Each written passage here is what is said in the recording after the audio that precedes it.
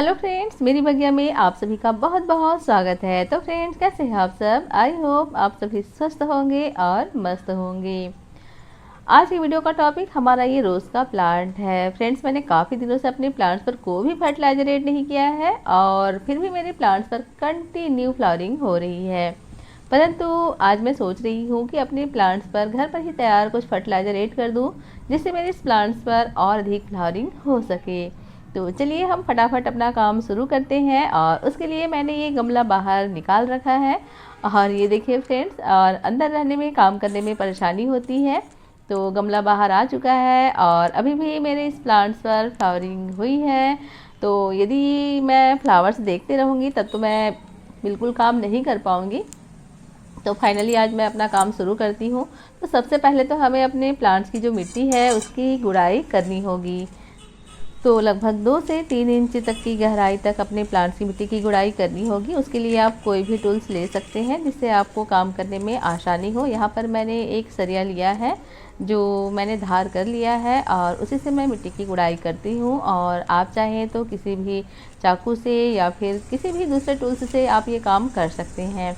तो फ्रेंड्स, ये काम बहुत जल्दी होता है। वैसे तो ये काम 15 दिनों के अंतराल में करना होता है, पर मैं ये काम लगभग 3 महीने बाद कर रही हूँ।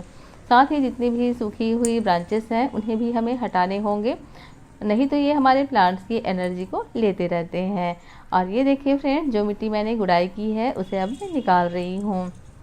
तो फ्रेंड्स, यदि आप भी अपने प्लांट्स को फर्टिलाइज़र देने वाले हैं या फिर देते हैं तो इस तरह से मिट्टी को निकालने के बाद यदि हम फर्टिलाइज़र ऐड करते हैं तो बहुत जल्द असरकारक होते हैं।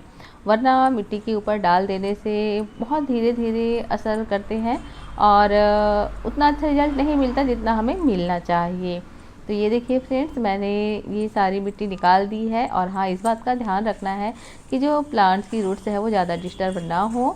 और ये देखिए फ्रेंड्स, मैंने अपना पहला फर्टिलाइज़र ले लिया है और ये है हमारे किचन से निकली हुई चाय की पत्ती, जिसे मैंने धूप में अच्छे से सुखा दिया है।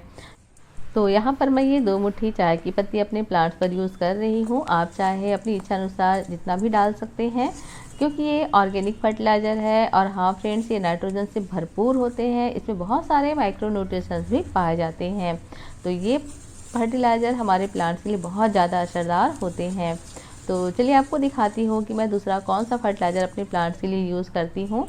तो ये देखिए, ये है केले के छिलके जो मैंने अच्छे से सुखाकर पॉलीथीन में भर लिए थे। तो यही छिलके देखिए मैंने 2 मुट्ठी इसमें भी डाल दिए हैं। तो फ्रेंड्स, ये पोटेशियम से भरपूर होते हैं और साथ ही इनमें भी बहुत सारे माइक्रोन्यूट्रिशंस पाए जाते हैं।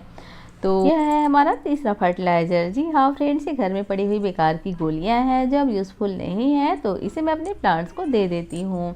तो आप 3-4 गोलियां भी दे सकते हैं। इससे हमारे पौधों को खास नुकसान नहीं होता है, क्योंकि इसमें बहुत सारे माइक्रो न्यूट्रिशंस पाए जाते हैं, जैसे कि sulphur, magnesium, calcium, zinc, phosphorus, potassium. ये सारे पोषक तत्व तो हमारे प्लांट्स के लिए भी आवश्यक होते हैं। तो समय समय पर आप इस तरह की टैबलेट अपने पौधों को भी दे सकते हैं। अब फ्रेंड्स, अब बारी है फिर से अपने प्लांट्स को कवर करने की। तो ये वही मिट्टी है जो हमने अभी बाहर निकाली थी। आप चाहें तो नई मिट्टी भी अपने प्लांट्स को ऐड कर सकते हैं। तो फ्रेंड्स, जब भी मैं अपने प्लांट्स को फर्टिलाइज़र देती हूँ, इसी तरह से ऑर्गेनिक फर्टिलाइज़र ही अपने प्लांट्स को देती हूँ। केमिकल वाले फर्टिलाइज़र मैं अपने प्लांट्स के लिए यूज़ नहीं करती हूँ, जैसे कि यूरिया, डीएपी।